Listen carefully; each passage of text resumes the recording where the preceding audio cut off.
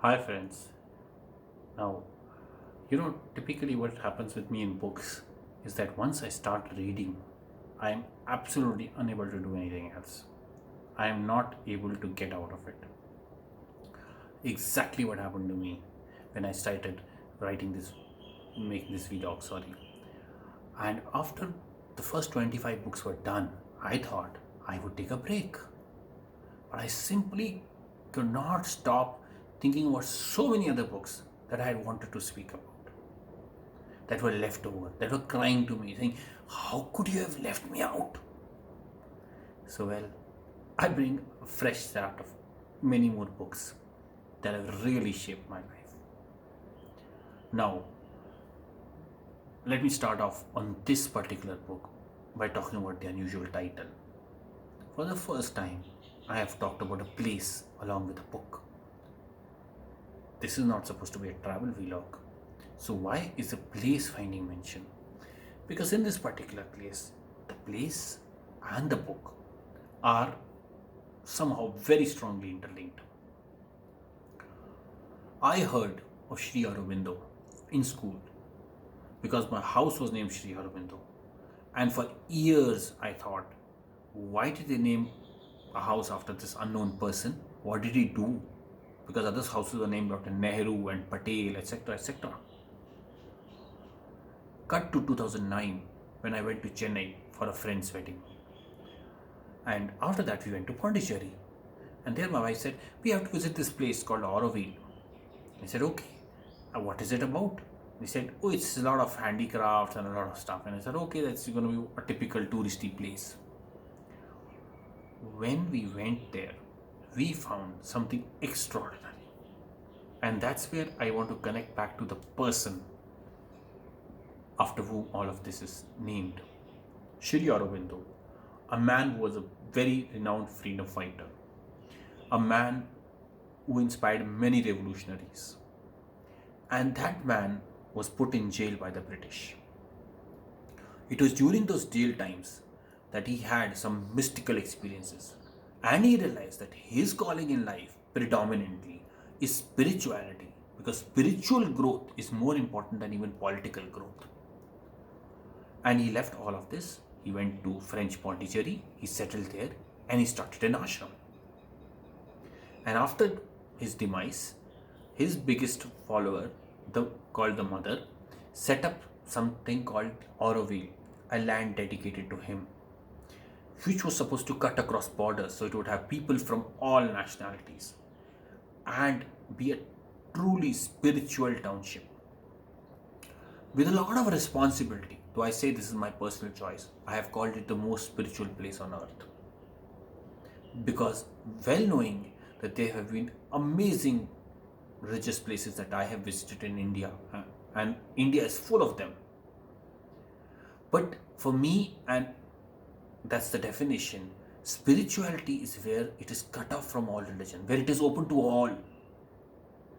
And that is best denoted in Auroville. The township is built in a very unique manner. There are the forest lands, then there are the green areas, and then there are the townships, and then there's an industrial area which tries to generate economy out of the area from the forest and produce goods. So it was made like a multinational township where people meditated, people followed their spiritual interests, and also it would be self-sufficient broadly in terms of economy, in a very ecology-friendly manner. At the center of this township is the most spiritual place of all, the Maitri Mandir. In this Maitri Mandir, it's a gold-shaped oval ball, and you go inside, it's all white, and at the center there is a light coming from the sun. So it's just representing, and it is worshipping pure energy. That for me is true mysticism. No shit, nothing but energy. There are people from all over the world there. A lot of them are French, Germans, etc., etc. The most famous product, I think, of Auroville is, I believe, Kalki Cochin, I think, who spent her childhood there. So you will find a lot of foreigners there. But the whole place is so peaceful. It is so rooted in nature and also spirituality that it blows your mind away. Now, I want to come back to the book. Sri Aurobindo has written many books, the most famous of them being This Life Divine. But the book that really shaped me is a book called Rebirth. And I'll tell you why. You see, many great Dharam Gurus have been there. I would simply say it is your inclination and the way you choose and the mindset that you have which will help you shape and find the best Dharam Guru. So if you are a man of the heart, Osho's for you. His wild, eloquent talking is for you. If you like magic and you want to understand about higher spiritual beings, Yogananda's for you. But if you want cold, hard, systematic logic, you should read Aurobindo. It is something about people those times, the whole 1930s, 40s. If you read Ambedkar for that matter and you read Aurobindo, you find the way they methodically go about a problem. The hypothesis, the aim, what they want to prove, and logic after logic, countering the reverse logic or given by the opposition and then arriving at the conclusion. It is amazing. This book told clear points about why there has to be rebirth. It is so dense that every paragraph of it I had to stop and absorb it. So it is not for the novice spiritual, the person who's trying to just begin spirituality. It is for those who want to exercise this. And I mean this in a very right manner, and that is why I said the book and the place are interconnected, because the place gives you the experience and the book makes you exercise your mental capacities. It is for those who proudly think that they are men of logic and they want to think about it in a very logical manner.